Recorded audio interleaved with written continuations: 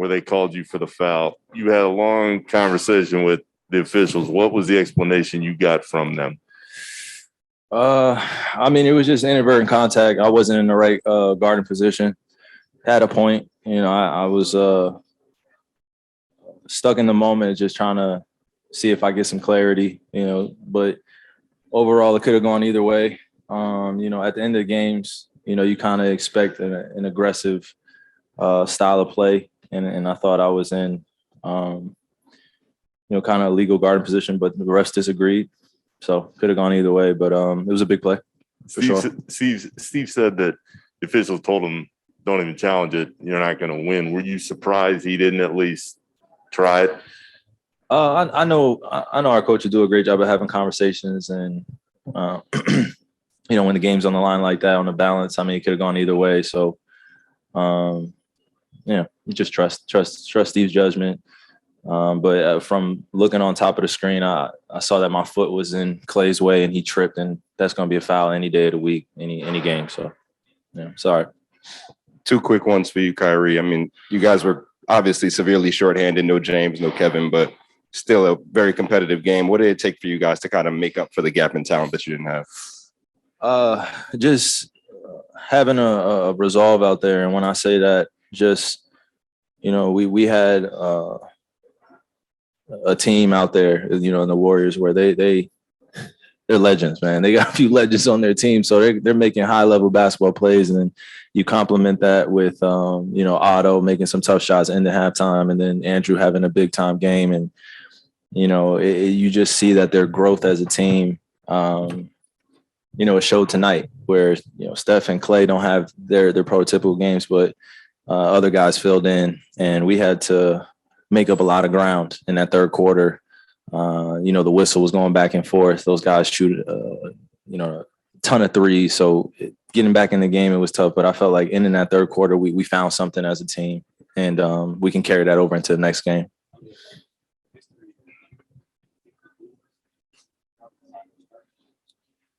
We know each other well.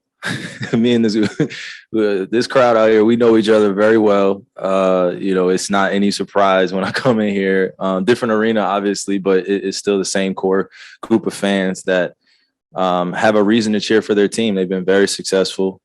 We've had a lot of battles, and like I said, I give a lot of respect to those legends in that locker room down there. We're all, relatively young still, but we're making impacts on our team. It's good to see Clay back out there.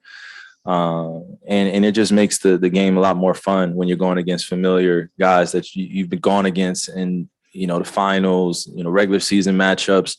So it feels good, and it's great to be out there as a competitor. I think that's why, we were able to answer some of their runs and just going back at them. They were throwing double teams at me, throwing double teams all across the court, and we were just able to respond. So we take some lessons from this game and carry it over. It's twofold. You said you guys think you found something. I'm curious, what is it that you found down the stretch in this?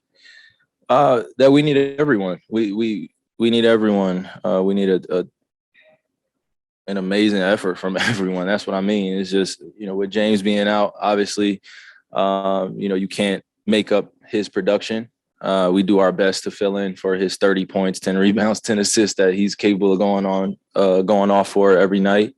But when I say that specifically, that we found something, it's just everyone's effort has to be at a certain level out there. And if we're not playing like that, we're not looking like a team that has that identity that when we're playing at a high level on both ends of the floor, specifically defensively, we're not ourselves. So we got to come out there, especially going against these great teams in this league. We got to be the aggressor. And when you look at the effort that you guys put into this game, mm-hmm. And I guess, now you've lost 4 straight, you're in 6th place. How do you, as a veteran leader, how do you make sure this team's not fracturing when you put that kind of effort in and you don't get rewarded for it? It's not the first time in my career that I've lost 4 in a row. It's not the first time Steve's lost 4 in a row. It's not the first time James lost 4 in a row. Like, a lot of us have lost games consecutively. But what I've learned, and I think other guys could echo this sentiment, is just we can't be fragile. It's people are going to come at us. Nobody's going to feel bad whether this guy's in the lineup, this guy's not in the lineup. Every team is competing for those top 4 positions. we're one of those teams that have aspirations of playing down in the late postseason. And these games right here, you remember them because you're going against a Western Conference team that could potentially be seeing you down the line. So you never know what could happen is basically what I'm saying. And when you come out in games like this, it's a great test. And we want to carry over the lessons that we're learning from onto the next game in Phoenix. And it's not going to get any easier. Those guys are healthy and those guys are hungry. Devin Booker's playing at an unbelievable level. So is CP. And, those are guys that were in the finals last year. So it's not going to get easier on this road trip. So it's no time to be fragile. Kyrie, foul call aside, what do you think the difference was those final few minutes when you guys were tied and they were able to pull away? What you say? What was the difference? Yeah, that final 3-4 minute stretch when you guys were tied and they were able to pull away. What do you think the difference was? They went to those guys that are very familiar in those type of moments. Steph and Clay, they had the ball in their hands, and then you just see down the stretch those 50-50 basketballs we weren't coming up with. I don't know how many offensive rebounds they had at the end of the game or the last 5 minutes, but it made the difference in tonight's game. So though our effort was there, just paying attention to the little details that make the difference on winning by 2 or losing by 4. So. Hey, Kyrie, the San Francisco city supervisor, Matt Henney, was arguing before the game that you shouldn't have been allowed to play tonight because the city normally has rules that Warriors players and all fans have to be vaccinated to enter the arena. What's your perspective on all that? I really don't have a perspective other than kind of echoing what I said the other day. Some people are going to agree and some people are going to disagree. He's entitled to his opinion and I respect it. Legends on the other side. One of those I'm assuming is you're talking about Steph. So what is it like when, after all these years, when you get an opportunity to play against him? I love Steph, man. I mean, the guy has completely revolutionized the game. Coming into the league as a young man in 2011 and seeing only seeing glimpses of what he was capable of because he wasn't as healthy, those early 2000s. So we only got to see glimpses. But when he caught fire, man, everybody was on notice. And me as a point guard or just as a lead guard on my team growing up in Cleveland at the time, he was the guy that really set that standard.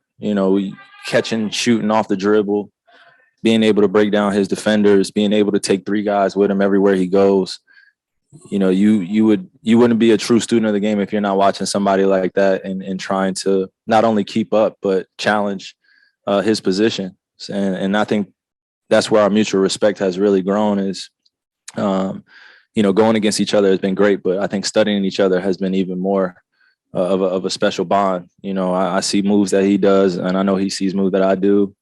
And, we're just leading this next generation that's coming up behind us. You don't have to be the athletic guy that's finishing over top of the rim. That though we have young guys that are doing that now, they are the 2.0. They're able to shoot deep threes and sky over the rim. But when you look at me and Steph, I just feel like we're able to do things out there that keeps the normal person walking down the street, gives them hope that basketball can be for them as well. He's just able to do so many special things. And I could go on and on about Steph, but I love that guy and going against him and having our battles where he's had 50 on me and I've had 30 something on him, win loss, all the comparisons, all the Instagram pages, all the Twitter feeds, everything that goes on into the media of just comparing us. I've dealt with it and it's just like put me in a position to be able to look at him as more of a brother in arms. But when we're out there on the floor, we compete at a high level.